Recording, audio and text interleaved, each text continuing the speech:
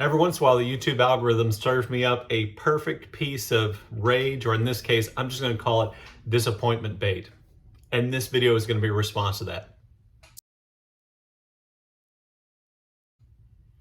Hello and welcome back to Bookish, and welcome to a video in which I respond to a video made by someone who really isn't a booktuber but talked about books. By the way, there's Zelda over my shoulder. I'll point that out now, so if you wanted your Zelda fix, you can get it, because pretty soon she's going to be covered by images on that side. So the channel that posted the video that I'm talking about is a channel called Echo Chamberlain Streaming. That's the logo right there. And if you notice, the subscriber count for Echo Chamberlain Streaming is really small. And at first, I thought, oh, wow, I'm not a big channel, but my channel is bigger than 570 or so subscribers. So I thought, well, don't make the response video, it would definitely be punching down. And then I realized that Echo Chamberlain Streaming is the secondary channel for a much bigger channel called Echo Chamberlain, which has almost 50,000 subscribers. I thought, okay, well, this won't be punching down. This will be, punching up, which, I'm a big fan of. And I didn't watch a lot of the videos on Echo Chamberlain's primary channel. I looked through them really quickly. Most of them are about movies. Most of them seem to be about negative things about movies with female leads, and he also hosts, I think, a series of streaming things called The Culture Wars. I'm not really willing to go watch a whole lot of his content to do that, but this video is about books, and the title of this video is, let me see if I can find the clip, Why We Need More Male Authors, Literature is No Longer Hip, which just kind of made me laugh in of itself, that literature is not hip, and the implication is because there aren't a lot of male authors. Well, hip is not, an easily definable term, and what's hip in the eyes of one person may not be hip in the eyes of others, and it seems clear from the title that what this guy thinks is hip are books by men. So I want to go through the video. I'm going to play clips right here over my shoulder, let you listen to them. I'm going to watch them at the same time, and then I'll give you my reaction, my thoughts about those things, and end up, with hopefully some coherent thoughts at the end. So without any kind of further ado, here we go with the first clip. This is the opening part. By the way, the video is really well produced, and the voiceover is really calm and soothing, so much so that I thought it might be AI, but I don't think so. So here we go. Clip number 1. I'm watching down here on my computer, by the way. Just as there are certain social and developmental proclivities that distinguish men from women generally, there are some subtle differences between male and female authors. Unless you're a tediously strict social constructivist who doesn't believe in such diversity, you would largely agree that no man could realistically have written Beloved, or A Room of One's Own, or The Handmaid's Tale. And, by contrast, that there are certain books and preoccupations and attitudes men can bring to literature. Okay, so that opening sequence really isn't that all that controversial. I don't disagree with the idea that men and women bring different things to the page when they sit down to write. I don't think that's necessarily, untrue. I think that it's not nearly as important as this guy seems to think it is. I thought it was interesting that the books that he listed by women that couldn't have been written by men are all those books that fall kind of stereotypically into areas that men think of as women's subjects, like sexual violence, motherhood, the patriarchy, and forced birth. The books that he listed there as being essentially female books, kind of fall in those categories. And then I think that kind of weakens his case, because if you really wanted to kind of point out that there are things that men bring to books that women don't, or bring to writing that women don't, then he should have gone with things that are much more general, like just talking about books that are about romance, or that have a underlying political theme, or that are just strictly kind of literary in their output, and tried to make the case there. But he doesn't, and I find that to be kind of a weakness of his opening case. Okay, so that was clip number 1. Let's go on to clip number 2. Sadly, through a mixture of the publishing industry being risk-averse, the threshold for offense and wounded sensibilities and problematic content being so low, the utter domination, numerically, of women in all facets of the publishing industry, and a correlating ambivalence towards the kinds of sharp prose of a previous generation of male authors, there is a massive deficit of compelling and exciting male voices in literature. So this clip I found to be the one that probably I have the most to say about. I think I'm not exactly sure, but I find it interesting and I find it telling that what he says is the reason why there aren't more male writers, aren't more men writing successfully, which I don't really see that as being true. We'll talk about this more in just a minute. Is because the publishing industry is risk averse. Yes, businesses, generally speaking, are risk averse because businesses, particularly big corporations, big multinational corporations like the big publishing houses, want to make money.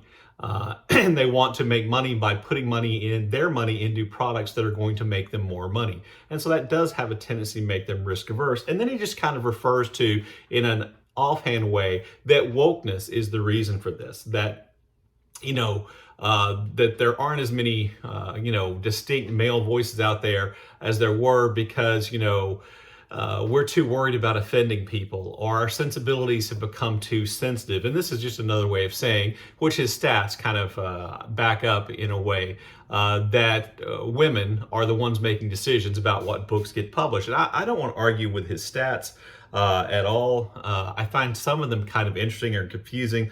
Like you said, 64% of the publishing industry is run by women or is female. Okay. Then he says like 78% of those are in editorial. Does that mean that 78% of the 64% are in editorial, or does he mean that 75% or whatever it is percent of women are working in editorial, or of the people in editorial positions are women?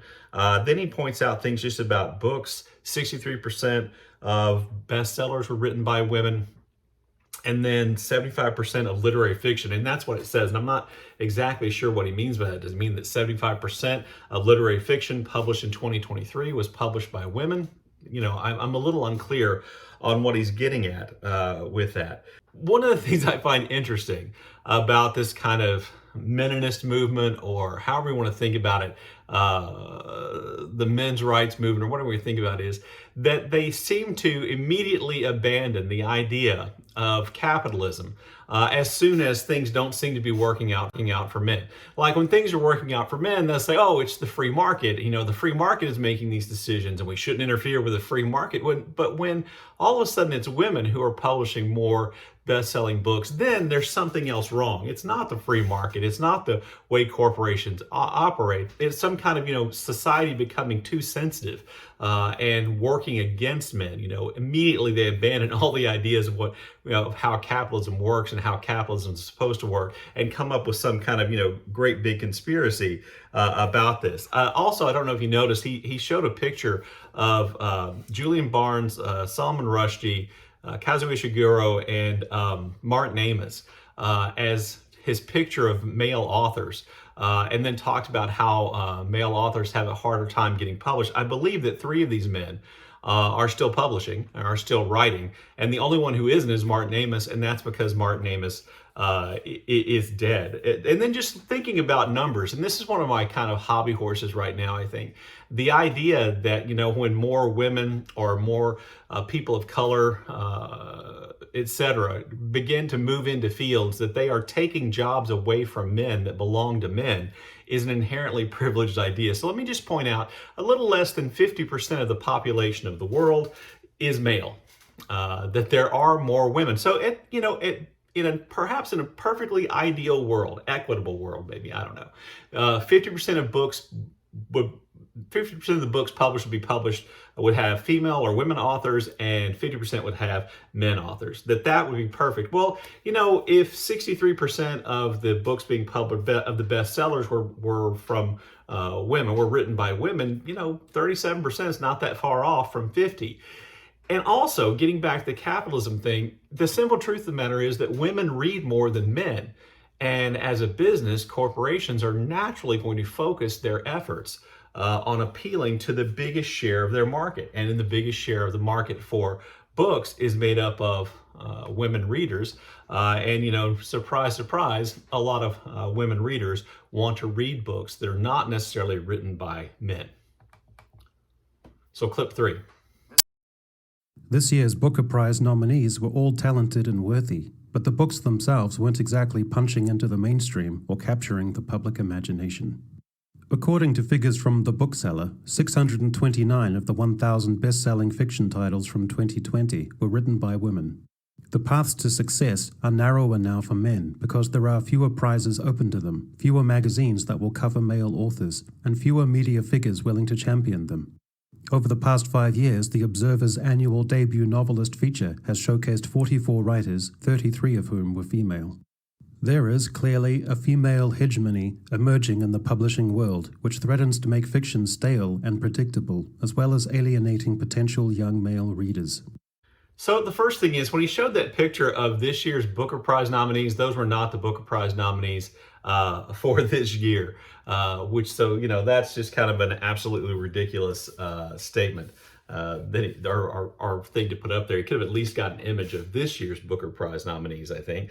So that indicates to me a certain amount of unseriousness. Here's where he had, and I forgot I thought it was in the clip before, it was in this clip, where he mentions that 63% of bestsellers were from women. He says the path to success for men has narrowed, that they are less likely to be championed by people in the media. I guess he means reviewers, or maybe he just means Oprah, or maybe he just means Reese Witherspoon. Heck, I don't know. They are less likely to be able to publish in magazines. I'm not sure that's true. And if it is true, again, I would just say these magazines are businesses. They want to appeal to the biggest market share, and the biggest market share of readers probably of magazines is also women. And then he says there are fewer prizes that men are eligible for. I don't think there are fewer prizes that men are eligible for. I think there are more prizes for women. That's not the same thing. And again, I think it's telling that he equates those things. So, one of the things I did here is that I went back and I looked at the prize numbers for the three big prizes, I guess, in English. And that would be the Booker Prize, the Pulitzer Prize, and the National Book Award here in the United States. I forgot to bring that note with me, so I'm going to go get it real quick. So here are the numbers. I can't find my card, but I think what is true for both the National Book Award, the Pulitzer Prize, and the Booker Prize, we look back 20 years, beginning in 2004, going through today, that more than half of each one of the winners, or more than half the winners of each one of those prizes were, in fact, men. Interestingly, a decreasing number of the men who've won any of those prizes were white men, which the creator of this video seems to ignore. The idea that women having hegemony in the publishing industry is going to make books stale and predictable. As a reader today, I will say I think the opposite is true. That with women writers, what we get are fewer women imitating the old styles, the old ideas about how to structure books, characters, what makes a story, than we do others. For instance, it's a lot harder to find the influences of somebody like, Toni Morrison than it is to find of somebody like Cormac McCarthy. His influences are plain. He's almost like a magpie picking up things from different authors that he admires and he puts into his own work. So, I'm not sure that any of those things that he says there are true. I'm pretty sure they're not true, and I don't take those particularly seriously. Now he's going to go on and make his 3 points about 3 areas where men are better than women. This is a terrible shame because feisty, visceral, and original male authors simply bring some things to literature that women don't. One thing male authors can do, which women can't, and which is missing, is to capture the zeitgeist. That is, the ability of certain authors and their works to burst into the wider public consciousness and capture the public imagination with books that are daring, provocative, capture the moment, are ruthlessly satirical, or visceral, or intensely hip, or all of those things at once, and become sensations or cultural touchstones. Those authors are cool in the way that indie musical acts are cool.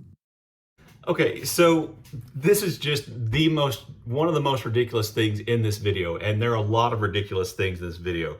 The idea that female authors cannot capture the zeitgeist, that their works can't burst through, and become cultural touchstones and things that everybody's heard about and that are relevant. The authors he lists as his examples of authors who have done that are Irving Welsh for Train Spotting, Extremely Loud, Incredibly Close from Jonathan Safran Foer, Fight Club, Who's Surprised by Chuck Palahniuk, and even less surprising, American Psycho by Bret Easton Ellis. Those are his examples. Can I counter those examples with some historical examples of women who've done essentially the same thing, only on a much grander scale? You can't compare those works. By the way, he listed a couple others, which I can't remember right now. You can't compare the impact of those works to works like Uncle Tom's Cabin by Harriet Beecher Stowe, Frankenstein by Mary Shelley, Gone with the Wind, which I hate, and I hate the fact that it's had a cultural impact, by Margaret Mitchell, or To Kill a Mockingbird by Harper Lee. Those books are cultural touchstones. Those books captured the zeitgeist. And, while I'm on the subject, I'm pretty sure what makes a writer like Sally Rooney popular and Otesha Moshfegh popular is their ability to capture the zeitgeist going on right now. It's not that they're women necessarily, it's that they have their finger on what's, happening now in terms of relationships and the way in which people think, or particularly the way in which young people think. So to me, his examples are kind of ridiculous, particularly when you compare them to, the works of women who've really created these kind of cultural touchstone works of literature. His kind of pale by comparison. Here's a second thing. Secondly, men are better at exploring the territory of dystopian fiction, full of portents about technology, science, medicine, and societal breakdown, and the threats of autocracy and failed ethics. This is, just ridiculous. His list is 1984 by George Orwell, fair enough, Crash by J.G. Ballard, and Never Let Me Go by Kazuo Ishiguro. Those are his examples of how men do dystopian better than women. Let me counter that with Margaret Atwood and The Handmaid's Tale. Let me counter that with the works of Emily St. John Mandel or Susan Collins or even N.K. Jemisin. The idea that men just do dystopian better is ridiculous, and I think it's probably based on the stereotype that he has that women somehow aren't good at the whole science, math, technology thing, which is just inherently sexist in its outlook. So I just missed the idea that women, I forgot Ursula K. Le Guin. Anyway, I'm just going to dismiss the idea that men are better at dystopian fiction than women. That's just ridiculous, as is point 6. This brings us to the last way in which male authors are slightly unique, and a mode of writing that is sorely lacking in contemporary literary culture: the male ability to combine depravity with the high literary. So he's saying what's lacking in society, in literature today, because women are the ones who dominate and have this hegemony over publishing, is depravity combined with literary quality. That's essentially what he's saying, even though he said it different ways. His examples of male authors who combine those two things in brilliant ways are Nabokov in Lolita, Thomas Harris in Silence of the Lambs, and then what else we got? Oh, The Road by Cormac McCarthy.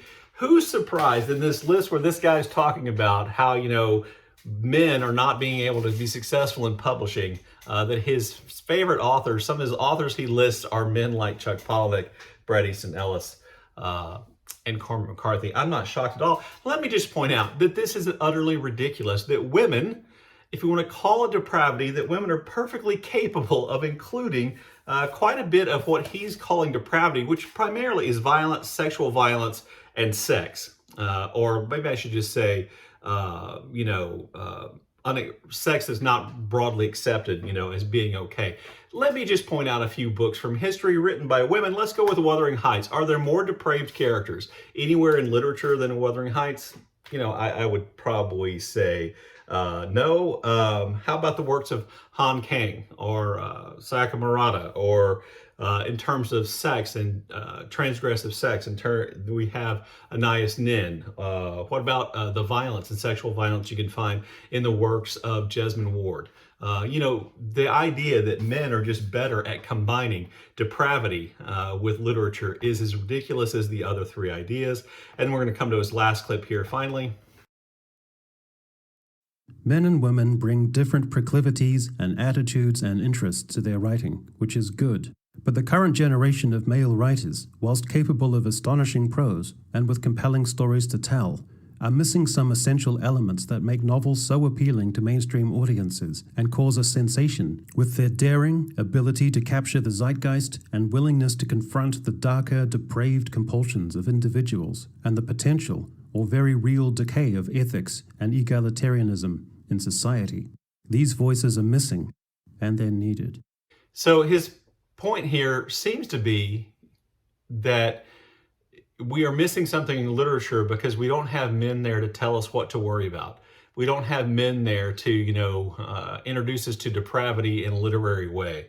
That we don't have men, and we don't have enough male authors whose books are being published to, capture the moment in which we're living, and to, transcend literary bounds over the works of literature, which is just utterly ridiculous, as is the entire video when you break it down. So, what I would say is I think that men and women may be able to bring different things to a work of literature or a work of fiction, but it's certainly not the things he listed here. To argue that men are better at dystopian fiction, that men are better at literary depravity, and that men are, what was the first one? Oh, and that men are better at capturing the zeitgeist is disproven by history. And it really calls into question, I think, when was the last time this guy read a book? I don't know if he noticed this or not, but almost all the books he mentioned that I talked about here, and the ones I didn't, all have kind of major motion pictures about them too, which makes me think his ideas about books really are ideas that he has about movies and fit in with kind of the overall ethos of his channel. I doubt that he's read many of the excellent women or men working in contemporary literature and fiction today. He seems to have just kind of pulled this argument out of nowhere or from some other source in an attempt to kind of, feed the male whining, oh my God, things are changing, we're not in control kind of crowd who loves to get on the internet and cry. Anyway, there you go. Look forward to your comments in the comment section below. And as always, thank you for watching.